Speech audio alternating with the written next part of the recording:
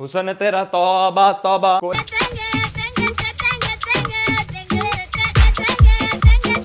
तो आगे की जो जनरेशन आ रही है, आगे की जो पीढ़ी आ रही है, मैं दावे के साथ ये बात कह सकता हूं कि उसके लिए किसी चीज पे फोकस करना बहुत कठिन हो जाएगा। उसका माइंड अनस्टेबल हो जाएगा, वह किसी भी चीज पे फोकस नहीं कर पाएगा। उसका कारण यह है कि संसार सूक्ष्म होता जा रहा है, और जितना सूक्ष्म होगा उतना फास्ट होगा, उतनी तेजी आएगी। साइक्रेटिक्स केस बढ़ते जाएंगे, mentally torture, suicides. Tulsidas ji ने पहले ही लिख दिया कि कलयुग केवल नाम आधारा। कि मेरा कोई उद्देश्य नहीं है यूट्यूब पर फेमस होने का। मेरा उद्देश्य सिर्फ और सिर्फ अपने कंटेंट को कास्ट करना है, और आप लोगों को सिर्फ इस सोच से, इस शोध से परिचित कराना है। इसलिए मैं यूट्यूब पर वीडियो बना रहा हूं।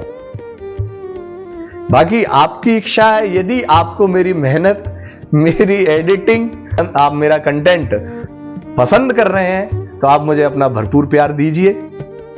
इस बात से काफी प्रोत्साहन और काफी उत्साह मिलेगा कि मेरे कंटेंट, मेरी शोध को लोगों ने पसंद किया, जिसके लिए मैं सदा आपका आभारी रहूंगा। मैं काफी टाइम पहले से ये सोच रहा था, क्योंकि अभी तक मैंने जो अपने कंटेंट को कागज पे लिखा है, तो आजकल का वक्त ये है कि कागजों को, किताबों को कोई लाइक नहीं कर रहा है, उनको कोई पढ़ना नहीं चाह रहा है।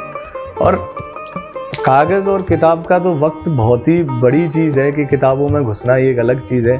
आजकल लोगों के पास इतना वक्त ही नहीं है कि वे एक गाना सुन लें। आप इस बात को हल्के में मत लीजिए कि व्यक्ति के पास सब्र नहीं बचा हुआ है। रील्स उसको मेंटली इतना फास्ट कर रही है कि व्यक्ति 2 मिनट के लिए किसी भी कंटेंट को सुनना नहीं चाहता है, स्टे होना नहीं चाह रहा है। एक वक्त था जब व्यक्ति रेडियो सुनता था, उपन्यास पढ़ता था, किताबें पढ़ता था। आज वक्त यह है कि व्यक्ति एक यूट्यूब पर या किसी भी उस पर अपना कोई सॉन्ग नहीं सुन पा रहा है, गाना नहीं सुन पा रहा है। अगर वह गाना सुनता है तो उसके पास तमाम प्रकार के ऐड आ जाते हैं, जिसके चलते वह डाइवर्ट होता है। सभी के साथ ये समस्याएं भी हैं कि कभी कभी एड्स को ऐसा बनाते हैं कि उन पर क्लिक करके आप उसी में घुस जाते हैं, आप उन्हीं को देखने लगते हो और आप अपने कंटेंट से डिफ्रैक्ट हो जाते हो। उसके लिए फिर आप प्रीमियम जोन में जाओ, परचेस करो उनका सब्सक्रिप्शन। तो धीरे धीरे चीजें क्या होंगी। अब मुझे फिर से ये लगता है कि हमारे पास पुराने रेडियो होने चाहिए, हमारे पास वो डेक होना चाहिए जिसमें कि हम एक कैसेट डालें, कम से कम उसे सुने। हमारे पास ऑफलाइन चीज होती थी। ऑनलाइन में सिवा डिफ्रैक्शन के व्यक्ति को कुछ भी हासिल नहीं हो रहा है। इस पूरे वृत्तांत को सुनाने के पीछे ये कारण है कि मैं आपको ये चीज बताना चाहता हूं कि जो संसार है वो सूक्ष्म होता जा रहा है, और जितना सूक्ष्म होता जाएगा उतना फास्ट होता जाएगा, उतना तीव्र होता जाएगा। आप देख रहे होंगे कि पहले व्यक्ति हर काम पर अच्छे से फोकस करता था, हर चीज को केंद्रित करके उस चीज को सीखता था, चाहे वो हारमोनियम बजाना हो, चाहे तबला बजाना हो, संगीत का क्षेत्र हो या खेल का क्षेत्र हो या पढ़ाई का क्षेत्र हो, किसी भी प्रकार का कोई क्षेत्र हो। आगे की जो जनरेशन आ रही है, आगे की जो पीढ़ी आ रही है, मैं दावे के साथ ये बात कह सकता हूं कि उसके लिए किसी चीज पे फोकस करना बहुत कठिन हो जाएगा। उसका माइंड अनस्टेबल हो जाएगा, वह किसी भी चीज पे फोकस नहीं कर पाएगा। उसका कारण यह है कि संसार सूक्ष्म होता जा रहा है, और जितना सूक्ष्म होगा उतना फास्ट होगा, उतनी तेजी आएगी, साइक्रेटिक्स केस बढ़ते जाएंगे। आज आप देखिए मेंटली टॉर्चर, सुसाइड्स के केस।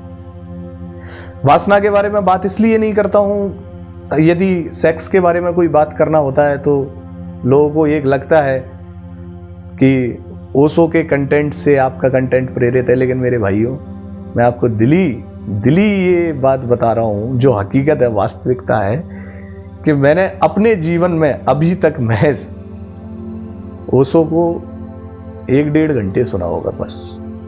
इससे ज्यादा मैंने उन्हें सुना नहीं है। क्योंकि कारण ये है, और ना ही मैंने कोई बहुत ही डीपली किताबें पढ़ी हैं, क्योंकि प्रभु परमात्मा की एक ऐसी कृपा हुई है कि मुझे किताबें सिर्फ देखने से ही, मैं उसका फ्रंट पेज देखने से ही मैं उस किताब में क्या लिखा हुआ है उसका सार मुझे समझ में आ जाता है। जो निचोड़ है उसको लिखने में समर्थ मुझे मालिक ने बना दिया है।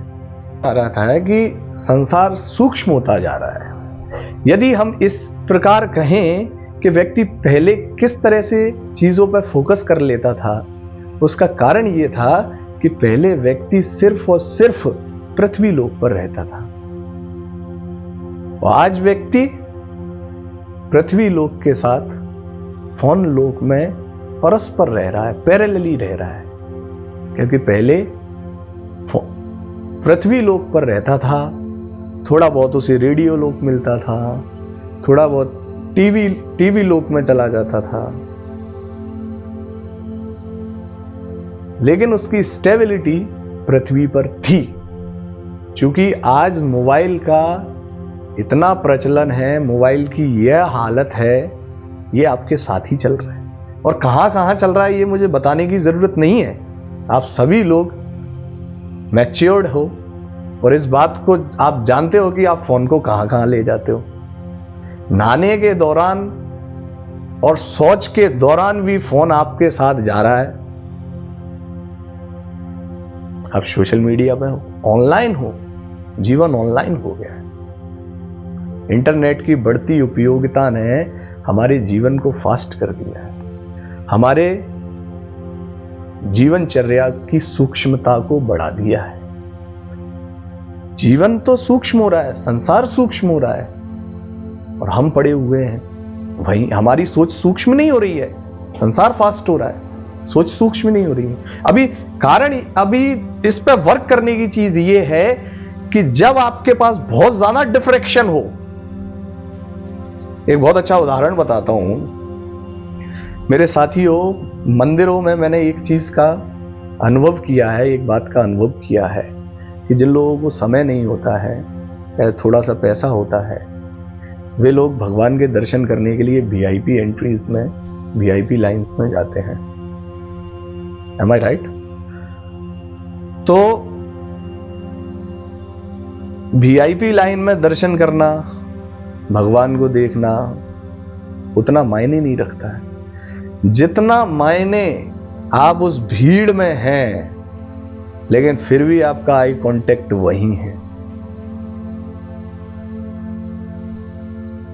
आप इधर आपको धक्के लग रहे हैं,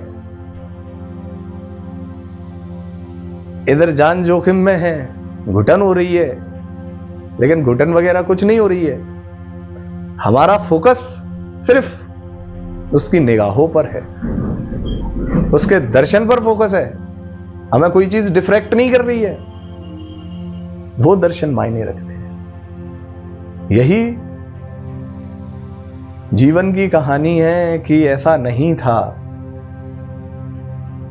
कि जख्म हल्के थे मेरे, मगर ऐसा है कि खेल से प्यार मुकम्मल था मेरा। तो साथियों, संसार जितना सूक्ष्म होता जाएगा, और एक आपको बहुत ही इंटरेस्टिंग चीज बताता हूं कि ये जरूरी नहीं है कि पहले सिर्फ मंगल पर जीवन था। मैं ये कहता हूं, मेरे शोध में ये शामिल है कि जीवन सभी ग्रहों पर था। गुरु पर भी जीवन था, शनि ग्रह पर भी जीवन था, अरुण वरुण पर भी जीवन था, क्योंकि पहले सूर्य का इतना प्रकाश था कि उस अंत के ग्रह तक पहुंच पाता था।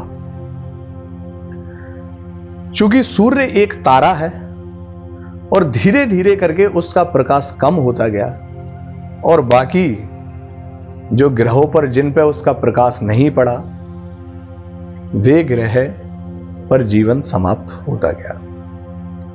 जैसे आप मंगल पे देखिए।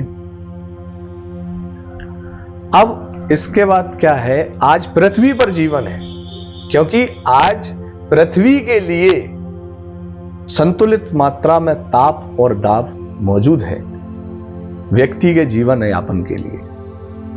कल शुक्र पर जीवन होगा। जब पृथ्वी से जीवन नष्ट हो जाएगा तो शुक्र पर जीवन होगा, क्योंकि सूर्य का प्रकाश इतना रह जाएगा कि वो शुक्र तक ही जा पाएगा। पृथ्वी पर जीवन यापन करना संभव नहीं होगा, क्योंकि उसके लिए उसके पास पर्याप्त दाब और ताप नहीं रहेगा। ताप नहीं रहेगा तो दाब की समाप्ति हो जाएगी और पृथ्वी पर प्रलय आ जाएगा, जीवन समाप्त होगा। इस प्रकार अंततः करते करते एक समय में बुध पर जीवन आ जाएगा, और जब बुध पर जीवन आ जाएगा उसके बाद सूर्य का प्रकाश इतना मध्यम हो जाएगा और एक दिन वह तारा टूटकर गिर जाएगा, क्योंकि सूर्य एक तारा है। बाकी इस बात को आप थोड़ा सा मैंने आपको ओवरव्यू दे दिया, थोड़ा सा मैंने आपको क्लू दे दिया। आप इस बात को और मंथन कर सकते हैं, विचारण कर सकते हैं, और इस शोध में सटीकता और नए एक्सपेरिमेंट आप मेरे साथ शेयर कर सकते हैं। इसका आपके लिए स्वागत है। मेरा उद्देश्य सिर्फ और सिर्फ अपने कंटेंट को कास्ट करना है और आप लोगों को सिर्फ इस सोच से, इस शोध से परिचित कराना है, इसलिए मैं YouTube पर वीडियो बना रहा हूं। बाकी आपकी इच्छा है, यदि आपको मेरी मेहनत, मेरी एडिटिंग और मेरे कंटेंट आप मेरा कंटेंट पसंद कर रहे हैं तो आप मुझे अपना भरपूर प्यार दीजिए। मुझे इस बात से काफी प्रोत्साहन और काफी उत्साह मिलेगा कि मेरे कंटेंट, मेरी शोध को लोगों ने पसंद किया, जिसके लिए मैं सदा आपका आभारी रहूंगा। धन्यवाद, शुक्रिया, सोहम।